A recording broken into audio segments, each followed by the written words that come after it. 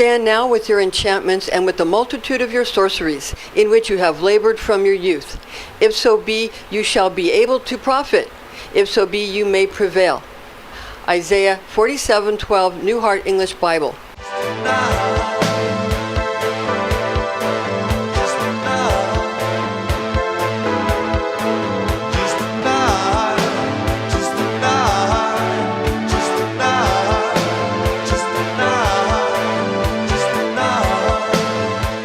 Here come the enchanters and the matchmakers, able to help you with either your romances or your marriages.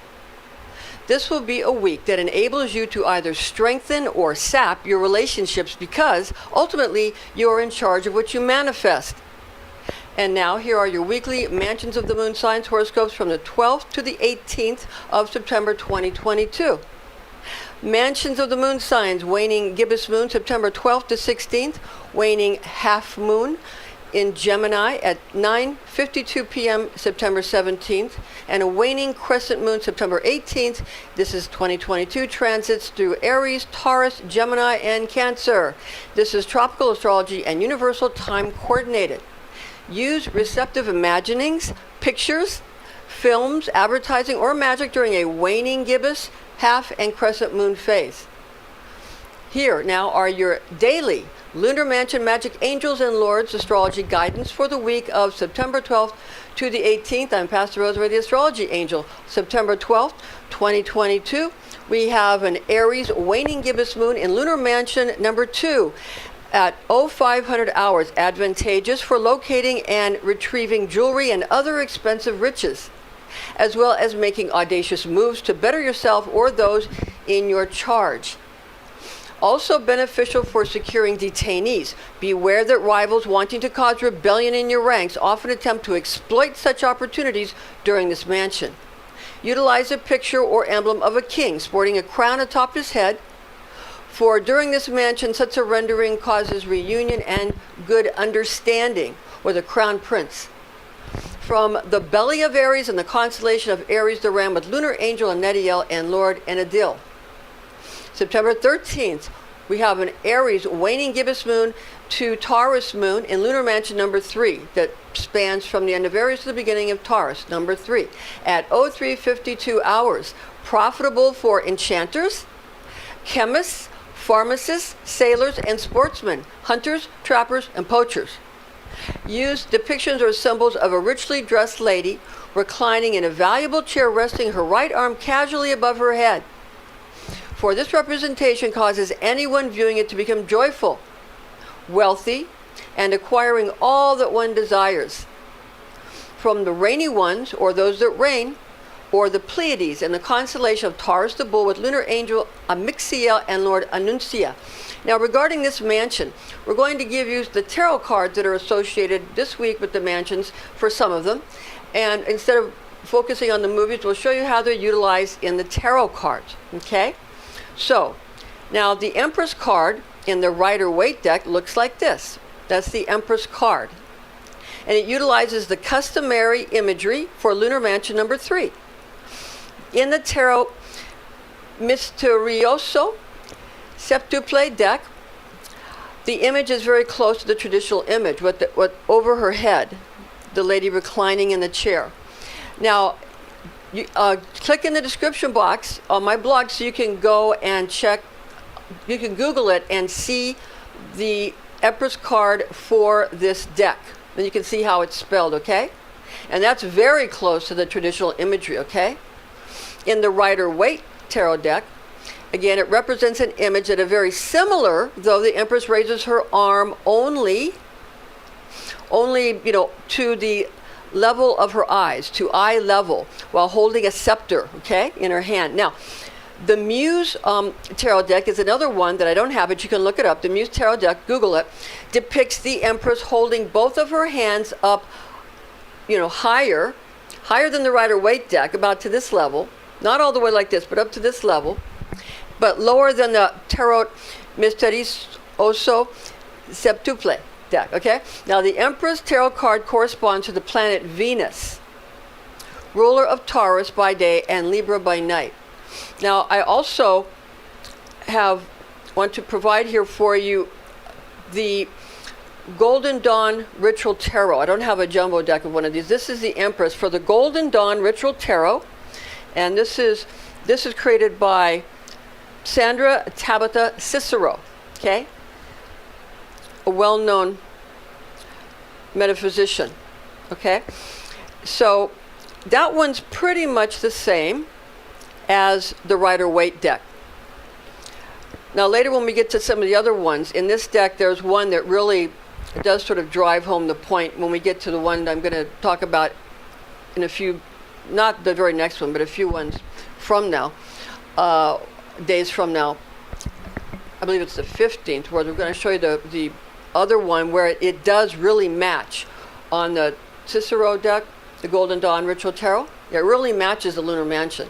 But we'll talk about the astrology signs and tell you how that all pans out. Because, again, the Empress card is associated with the planet Venus. And again, Venus rules Taurus by day and Libra by night. And this lunar mansion goes from Aries to Taurus. So it corresponds with the Taurus. Okay? All right. Now, moving on to September 14th, we have a Taurus waning gibbous moon in lunar mansion number 4 at 03:25 hours. Beneficial to find safety in reinforcing your structures.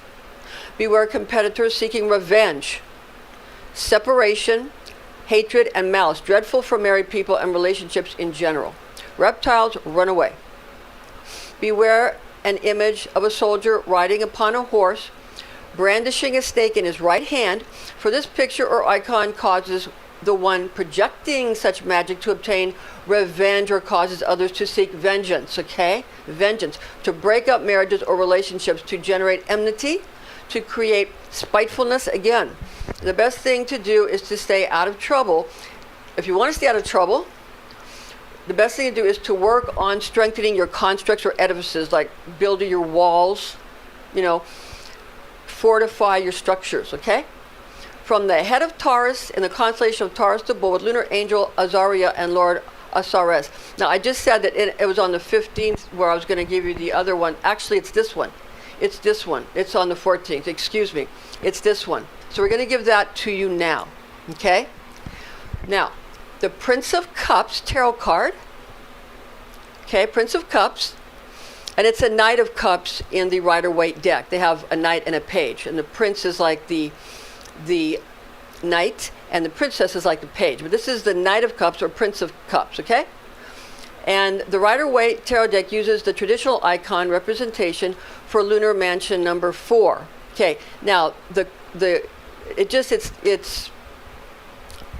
doesn't have, well, in general, okay, generally the Prince of Cups uses the imagery, but the Rider-Waite deck doesn't have the serpent in the cup, okay? But it has the horse and the rider, but the serpent is not in the cup. So we're going to get into that now, okay? All right, now, but generally speaking, the Prince of Cups is for this mansion, okay? So, the Cosmic Tarot by Norbert Loche, and you can look that up again, for the Prince of Cups. It stylizes a Prince of Cups in an illuminating snake winding up a rod, okay? And it has a scorpion on his arm, but in the cup there's a rod and an illuminating scorpion with the light, like the Mahdi, with the light, in the Mashiach, and at the head, right, of the serpent, the Nachash, okay, the Nachash. But Jesus was a form of Nachash, or serpent, okay? Now, and so was Adam, okay? So, they're showing you that, yes, it's for Scorpio, and this lunar mansion is not for Scorpio. It is for Taurus. But I'm going to get into that here in a moment, of sometimes when things go across cultures from the east to the west, from the original source, maybe like in China, and went through the Middle East and then into the West, some of the imagery was pulled in that where Taurus is, they're using maybe a symbol, and I'll show you that in a moment here, okay? And I'll show you how it plays into this, okay? Now, you can also look up on the internet, the Crowley Thoth Tarot deck illustrates a rendering which is closer to the customary icon for lunar mansion number 4. And in that one, my daughter has one of those decks that she has a Crowley Thoth tarot deck. Now, so that deck shows that the snake is sort of coming out of the cup. So it shows in the Thoth deck or the Crowley deck, it illustrates a rendering where we have the Prince of Cups riding a bird instead of a horse, and also instead of he's riding so it looks like a big giant. It doesn't look. Well, I'm not sure if it's an eagle, but it is a bird. It could be a type of an eagle, but it's very stylized with that deck. And the knight or prince is holding a chalice in the Crowley deck, which portrays the snake rising up out of the vessel. Okay, the snake is in the cup in Crowley's deck and rising up out of it, like in the other one we mentioned, where there's the enlightened serpent. Yeah, coming up the rod. It's like a kundalini. Okay, now the Prince of Cups corresponds with the zodiac sign of Scorpio, the scorpion, while lunar mansion number 4 associates with the sign of Taurus, the bull. There are two connections, nevertheless, in that Taurus, the bull, corresponds to the Chinese zodiac animal of snake. So the Chinese zodiac animal in Chinese astrology is snake, and that associates with Taurus. And this lunar mansion number 4 associates with Taurus. Okay? So understand that. So that's what comes from the east, goes to the Middle East and into the west. We get some of these, it becomes more stylized, and people add or subtract because of their own culture. Okay? Also, besides that, Scorpio and Taurus are directly across from one another, both being fixed zodiac signs. So on the zodiac wheel, on the astrology wheel, they're at 180 degrees from each other on the 360-degree wheel, zodiac wheel, or astrological wheel. Taurus and Scorpio, right across from one another, both fixed. Scorpio is fixed water, Taurus is fixed earth. Okay? Now, another representation shown in the Starman Tarot. Look that one up. This is really a great looking deck. I Googled it. The Starman Tarot reveals a Prince of Cups gesturing towards a chalice, which has a brilliant golden glow emanating from its contents, with two human skulls supporting the vessel. The skulls are in lieu of a snake, both representing death or a poisonous nature. All right? Now, I went further here, and so I looked at the Scorpio is represented by the death card. And it's pretty much the same exact horse, except that the horse is looking at you in the Prince of Cups, where in the death card, the horse is not looking at you directly, but it's the same horse. He has his right leg up. From my side, he has his right leg up, the horse. Okay? So that's, and then the death card, the Grim Reaper here is holding a flag, but the pole he's holding it on is enlightened, and the Pope is enlightened, and the sun is enlightened, and it looks like I don't know if that's the fertile grounds or the water that's enlightened, but it is an enlightenment. And the cup, the prince carries a cup of enlightenment, his chalice is enlightenment as well. So there's an association there with Scorpio because of the death posturing, okay? And the key to it is in the snake. And also in that Starman Tarot, it's in the skulls.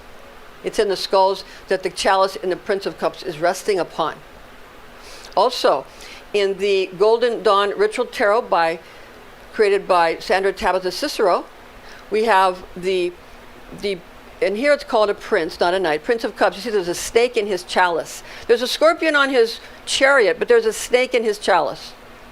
So there's that enlightened snake, and there's an association with Taurus via Chinese astrology and association with Scorpio and death, the opposite on the zodiac wheel, because of the snake. And it's because of death and the snake. Okay? So the tarot cards are so fascinating. Now the death card in a Cicero deck, the death card has a serpent for the tail of a skull and holding a sickle and a whole bunch of chopped up heads on the ground. But there's a serpent and a scorpion. But the serpent, the Taurus, that's similar to the Chinese astrology, that is there. because in the Chinese astrology, it's about the time of year. And it's that way in Western tropical astrology as well. It's it's the seasons. So if you're on Earth, it's more accurate to use Chinese astrology or regular, what you know as Western and regular Western astrology, tropical astrology. It's more accurate to the seasons if you're living on Earth. If you're not living on Earth, if you're living on another planet, then you want to maybe use the other ones, because the other, like Vedic astrology, is based on an arbitrary point. You could choose any arbitrary point, like if you lived on Jupiter, and then Vedic, you could make it work for that. But what you need to understand is that it's not in alignment if you live on Earth. Okay, so it's more accurate if you live on Earth to use the traditional one we use in the West, or to go ahead and use Chinese astrology, because based on the seasons, based on the Earth, and the perspective from the Earth. It's the position or the perspective from the Earth. Now, September 15th, okay, Taurus waning gibbous moon to Gemini moon in lunar mansion number 5 at 03:42 hours, valuable for gaining good health and the favor of kings and his court, and to become influential, as well as to receive all good things for which you ask. Acquire high esteem for your good marriage by generating icons of these good affairs and project them into your universe. Now, during a waning moon, you'd want to gaze upon it. During a waxing moon, you want to project them into the universe. Right now, waning moons, you want to look at it. Okay. Beware renderings showing the devastation of casual lovers. For this rendering will devastate your careless relationships if you're involved in something like that. Now, the traditional monarchs and constables, as well, pardon me. The traditional picture of this mansion is an icon of a man's head used to gain the help and esteem of sovereigns, okay? Also to gain the esteem and respect of monarchs and constables, as well as to gain access to theaters, plays, and concerts from the white spot in the stars that span from the end of the constellation of Taurus to the beginning of Gemini, the twins, with lunar angel Gabriel and Lord Cabil. And this is where, if you're Catholic, use the veil of Saint Veronica. It's the same as this mansion, and all good things will come to you. Use the veil of Saint Veronica renderings, the images of the veil of Jesus' face on the veil of Saint Veronica that she wiped his face during the crucifixion, because it's while he was carrying his cross. Because that rendering, it's this mansion. It's mansion number 5. And it brings you favor and access, and it brings you esteem from sovereigns, and it brings you respect and gain from constables and monarchs, and it gets you into those backstage passes, it gets you in plays and concerts and theaters. It gets you favor from royalty, favor from those that are in higher position, and it brings, I told you, I mentioned it before, I have a picture that I bought at Pauline's Books and Media, Catholic bookshop in Honolulu, a Veil of St. Veronica photograph, and I positioned it so that my husband can see it when he's in his study, when he's in his man cave, and he's been getting so many promotions and offers and doing so well. It's amazing. He's had to turn down some of them, seriously, because it was too much. September, and I started looking at it more. So I would have better favor from people. Now, September 16th, Gemini waning gibbous moon in lunar mansion number 6 at 03:38 hours. Profitable for successful hunting as well as conquest of towns and villages. Doctors are stopped from applying their trade during this mansion. Beware sons of sovereigns seeking vengeance and those that desire to destroy your harvests or your businesses. Watch out for love-hate relationships. It's right now, especially with everything going on astrologically right now.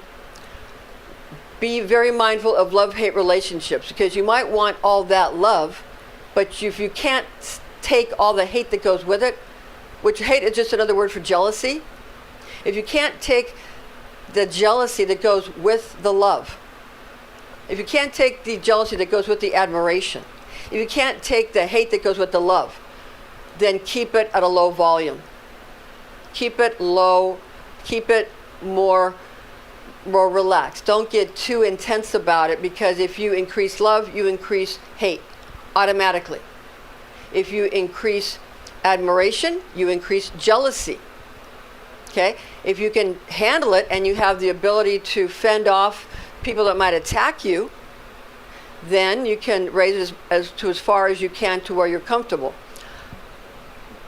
Of course, some people don't want to be comfortable. I like being comfortable. It's up to you. Up to you. Now, use the icon of two people embracing each other to guarantee love between these two, and any two that you choose. This is where the matchmaker can make a match. From the little star of great light in the constellation of Gemini, the twins with lunar angel Durachia and Lord Nedeyirahe. And go check out the film Fiddler on the Roof, and check out the song Matchmaker, Matchmaker, and it goes with this mansion. It's a song most of us know. Those of us that are, I'm 66 years old, so most of us of this age and know that film. I think it was Zero Mostel was that wasn't no, it was somebody else named I can't remember the guy that was, I'm thinking of somebody else. Anyway, that's not who's in that movie. That's another movie I'm thinking about. Okay, September 17, 2022, waning half moon in Gemini at 9:52 p.m. or 21:52 hours, occurring in the 7th mansion of the moon, which spans from the middle to the end portion of Gemini, many hours after waning gibbous moon moves into lunar mansion number 7 at 06:07 hours or 6:07 a.m. Okay? Brings loyalty and trust betwixt associates and partners. Beware the annihilation of legal systems and justice. Gets rid of Lord of the Flies, and it gets rid of flies. And it gets rid of the Lord of the Flies and his minions, okay? Use an icon of a man or woman lifting her hands up to heaven, requesting help from heaven to gain plenty of superior high-quality goods and services, relationships, and properties. From the arm of Gemini in the constellation of Gemini, the twins with lunar angel Sakelia and Lord Sile or Salehe. Okay, September 18th, Cancer waning crescent moon in lunar mansion number 8 at 07:58 hours. Favorable to find love amongst traveling companions. Beware pictures of cruel detention centers mistreating their detainees, for this image will bring these things to pass. You don't want that happening to you. Okay? Vermin and mammalian pests are chased away during this mansion. Beware images of specific types of timid or poor people being driven from their homes as if they are parasites, for such representations will cause this to happen. Use an icon of an eagle sporting the strong face of a human, for this rendering will give you great conquest in warfare. You want to win in warfare? Use the image of an eagle with a man's face, or a strong woman's face, or a man's face with an eagle body. Gives you victory in warfare. From Misty in the constellation of Cancer the Crab with lunar angel Amnediel and Lord NXDX. I just want to give you now the names of some books that you must have if you're interested in lunar mansions or lunar mansion magic. Okay, what we have is number 1 for lunar mansions, the angels, the lords, and all the lunar mansion magic and all the images from the ancient, I think the most ancient source as far as I know. Picatrix. And it's attributed, the writing is attributed, the creation of it to Maslama al-Majriti. Maslama al-Majriti. Picatrix. And also, second, 3 books of occult philosophy. That's by Henry Cornelius Agrippa. Personally, I have the one by Llewellyn, the Llewellyn published. And third, The Mansions of the Moon, a Lunar Zodiac for Astrology and Magic, written by Christopher Warnock, published by Renaissance Astrology. And it has the ephemeris in it that goes all the way to 2033, I believe. And I use it every day. And it's great. Thanks for joining us. Join us again next week.